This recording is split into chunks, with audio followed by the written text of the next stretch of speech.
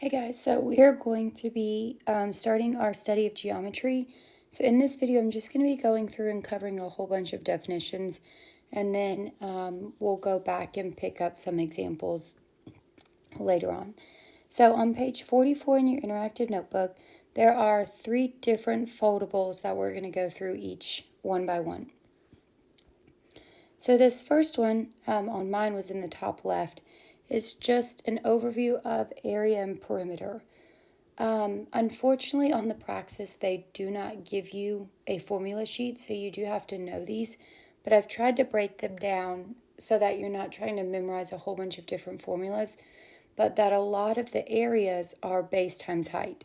So a square, rectangle, parallelogram, these first 3 are all base times height for the area. So you don't have to memorize the different variables that you may see. It's all just base times height. Triangle, since a triangle is half of a rectangle, so if here's a rectangle, if I cut that and I pull out that piece, I have half the area, so my triangle is going to be 1/2 base times height.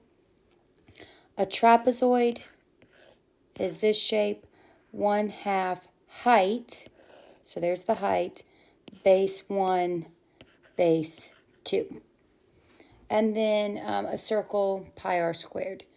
Perimeter for any shape except a circle is always going to be add up all the sides. You don't have to memorize all of those formulas that you may see. Perimeter is just always add up all the sides. Perimeter of a circle is also called circumference. And that is pi d or 2 pi r.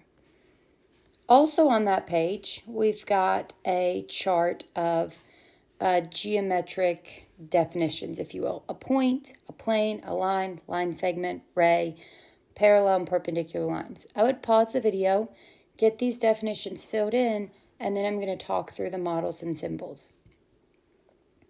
All right, so you've got all this stuff filled in, so now let's talk about it. So a symbol for a point is literally just a dot in space, or we also will call it point A. And then the symbol, of course, is a point. A plane is going to be like a sheet of paper. And so you can see I have this plane, and then there's going to be points on that plane. So because there's a point A and a point B, we would call that plane AB. A line goes in both directions forever, and the 2 points on it are what give us the ability to name it line AB. A line segment is going to be a chunk of that line. Notice it ends. It does not go on and on forever in both directions, and so it doesn't have the arrows on the symbol, and we call that line segment CD. And then a ray is going to be almost like half a line segment. So I've got a point on one end, and it extends infinitely in the other direction. So unlike a line, it only extends one way. And then parallel and perpendicular lines are going to be a relationship between 2 lines. Parallel lines will never intersect. Perpendicular lines intersect, but specifically at a right angle. And you can never assume it's a right angle unless you see that half box symbol. If you don't see that symbol, you cannot assume that it is a perpendicular line or a 90-degree angle. And then the last thing on this page is about polygons. So a polygon's definition is a closed figure made up of line segments. So a closed figure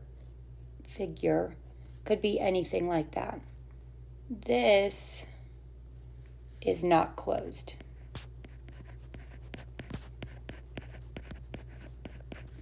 Now, because there are some special closed figures, we do have names for them. Pentagon is 5 sides, definitely one that you will see often. Hexagon, 6 sides, another one that you'll see often. Octagon, 8, and then decagon, 10. So those are the 4 that I would say are probably most common. But we do have a heptagon, which is 7 sides, and a nonagon, which is 9 sides. And then we furthermore have a definition, regular polygons. Regular polygons are polygons in which the sides are all the same length. And so I'm going to try my best. A square would be a regular polygon because all lengths are the same. Or a regular pentagon would mean that all lengths of the pentagon side would be the same versus something like this. That on the left, this is still a pentagon, but this one is a regular pentagon.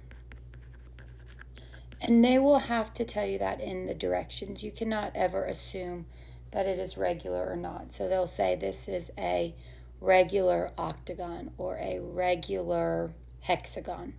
And that tells you that all the sides are the same length.